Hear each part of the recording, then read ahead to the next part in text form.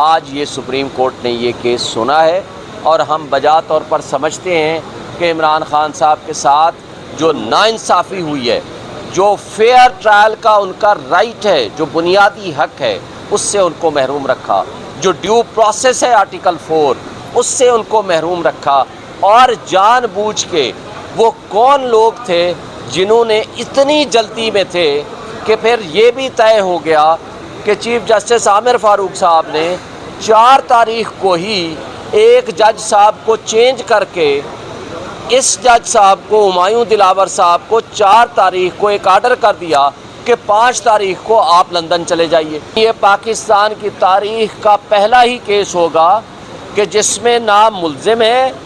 جس میں نہ ان کا وکیل ہے، اور اس کو 12 بجے ہی ریزرو کر کے 12:30 بجے اس کو سزا دے دی، اور اس کے 10 منٹ کے اندر نہ وارنٹ آف اریسٹ ابھی جاری ہوا، نہ ججمنٹ کی کاپی ملی۔ زمان پارک میں لاہور پولیس پہنچ کے دروازے توڑ کے عمران خان صاحب کو گرفتار کر لیتی ہے۔ کیس کی پروسیڈنگز کے حوالے سے مختصر سی گفتگو آپ کے سامنے کرنی ضروری ہے۔ ایک تو یہ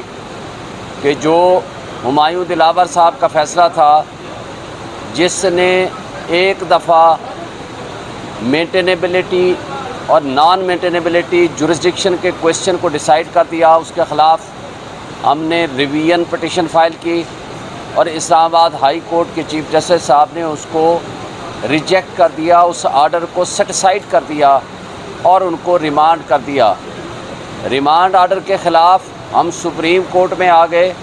اور آنریبل سپریم کورٹ نے یہ حکم دیا کہ جناب آپ جو اسلام آباد ہائی کورٹ کا آرڈر ہے وہ اس کے مطابق جا کر کے وہاں جو آپ کی پٹیشنز پینڈنگ ہیں ان کو جا کر کے ڈیسائیڈ کرائیے۔ اس دوران دوسری مرتبہ ایڈیشنل ڈسٹرکٹ سیشن جج ہمایوں دلاور صاحب نے ہماری درخواست خارج کر دی۔ اس کے بعد ہم دوبارہ کرمنل ریویژن لے کر کے ہائی کورٹ میں چلے گئے۔ ہائی کورٹ نے دوبارہ ان کی آرڈر کو سیٹسفائیڈ کر دیا، اور تیسری مرتبہ بھیج دیا اسی جج صاحب کے پاس کہ آپ دوبارہ اس کو سن کے کیس کو ڈیسائیڈ کریں۔ اب جو جج صاحب جس کے بارے میں ہم نے بارہا شکایت بھی کی، ٹرانسفر اپلیکیشنز بھی دی، اس کے متعصب ہونے کا بھی کہا، انہوں نے پہلا کام یہ کیا کہ وہ جو ہائی کورٹ کی ڈائریکشنز تھیں یا سپریم کورٹ کی ڈائریکشنز تھیں ان کو فالو نہیں کیا۔ دوسرا غلط کام یہ کیا کہ 1 تاریخ کو ہم نے اپنی سٹیٹمنٹ عمران خان صاحب نے جمع کرائی 342 کی، اس کے اندر اس نے واضح طور پر کہا کہ میں اپنے گواہان پیش کرنا چاہتا ہوں، اور گواہان پیش کرنے کی درخواست کے لیے اور لسٹ آف وٹنسز دینے کے لیے 2 تاریخ مقرر ہوئی۔ 2 تاریخ کو 12 بجے ہم نے لسٹ آف وٹنسز دے دی، اور اس لسٹ آف وٹنسز کے مطابق 12 ساڑھے 12 کے درمیان انہوں نے کہا کہ 1:30 بجے اپنے گواہان کو لے آئیے۔ جب ہم نے ان کو ریٹن میں درخواست دی کہ جناب ہمارے گواہان اس 1 گھنٹے میں نہیں آ سکتے کیونکہ کچھ کراچی میں ہیں یا کچھ دیگر شہروں سے ہیں، تو ہمیں کم سے کم 2 دن یا 1 دن کا وقت دے دیجئے، لیکن جج صاحب نے 1:30 بجے یہ فیصلہ کر دیا وقت دینے کی بجائے کہ جناب یہ گواہان آپ کے کیس سے متعلقہ ہی نہیں ہیں، جو کہ ان کا یہ اختیار نہیں تھا۔ کیس کے متعلق ہونے یا نہ ہونے کا فیصلہ یہ پہلے تو جس کا وہ گواہ ہوتا ہے اس نے کرنا ہوتا ہے۔ دوسری بات، جب گواہی آ جاتی ہے تو پھر جج صاحب اس گواہ کے دیے ہوئی سٹیٹمنٹ اور جرا کے مطابق فیصلہ کرتا ہے کہ اس کی کون سی پروویژن قانون کے مطابق ریلیونٹ ہے، کون سی پروویژن ریلیونٹ نہیں ہے۔ اب پھر کیا کرتے ہیں، یہاں سپریم کورٹ آرڈر فرماتی ہے 3 تاریخ کو، اسلام آباد ہائی کورٹ کو ڈائریکشن دیتی ہیں کہ یہ سارے جو کوشچنز ہیں جس میں جورسڈکشن ہے، مینٹینیبلٹی ہے، لمیٹیشن ہے، یہ ٹرانسفر ہے، یہ سارے کیسز ڈیسائیڈ کیے جائیں۔ جب ہم جاتے ہیں عامر فاروق صاحب کے پاس تو وہاں جب ہمارے یہ کیسز ڈیسیژن کے لیے جاتے ہیں تو وہ ان کیسز کو دوبارہ ڈیسائیڈ کرنے کی بجائے پھر اسی جج کو بھیج دیتے ہیں کہ آپ اس کو جا کر کے دوبارہ ڈیسائیڈ کر لیں۔ فیصلہ ہے 3 تاریخ کا، کاپی آرڈر کی ملتی ہے 4 کی شام کو، اور 5 تاریخ کو صبح سویرے جب ہم یہ پٹیشنز جمع کرا رہے تھے، ایک پٹیشن اسلام آباد ہائی کورٹ میں ٹرانسفر اپلیکیشن اور باقی پٹیشن سپریم کورٹ میں، تو خواجہ حارث صاحب کو منشی کو نامعلوم افراد ہائی کورٹ کے پریمیسز سے پک کر لیتے ہیں،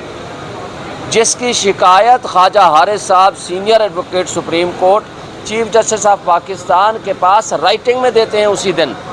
وہ یہاں سپریم کورٹ میں آتے ہیں اور اس کے بعد اس دوران میرا رابطہ ہوتا ہے، میں اپنے منشی کو بھیجتا ہوں کہ آپ ان کو ہیلپ کرو، پھر میرے منشی کو وہاں ہائی کورٹ کے پریمیسز سے باہر لے کر آ جاتے ہیں وہ نامعلوم افراد۔ پھر اس کے بعد جب اس ساری صورتحال سے فارغ ہو کے خواجہ صاحب پہنچتے ہیں سپریم کورٹ میں، وہ کہتے ہیں میں نے فیصلہ ریزرو کر کے آدھے گھنٹے میں فیصلہ بھی سنا دیا۔ جب فیصلہ لکھنے کے لیے آتے ہیں اس وقت ہمارے وکلاء صاحبان موجود ہوتے ہیں، لیکن یہ پاکستان کی تاریخ کا پہلا ہی کیس ہوگا کہ جس میں نہ ملزم ہے، جس میں نہ ان کا وکیل ہے، اور اس کو 12 بجے ہی ریزرو کر کے 12:30 بجے اس کو سزا دے دی، اور اس کے 10 منٹ کے اندر نہ وارنٹ آف اریسٹ ابھی جاری ہوا، نہ ججمنٹ کی کاپی ملی۔ زمان پارک میں لاہور پولیس پہنچ کے دروازے توڑ کے عمران خان صاحب کو گرفتار کر لیتی ہے،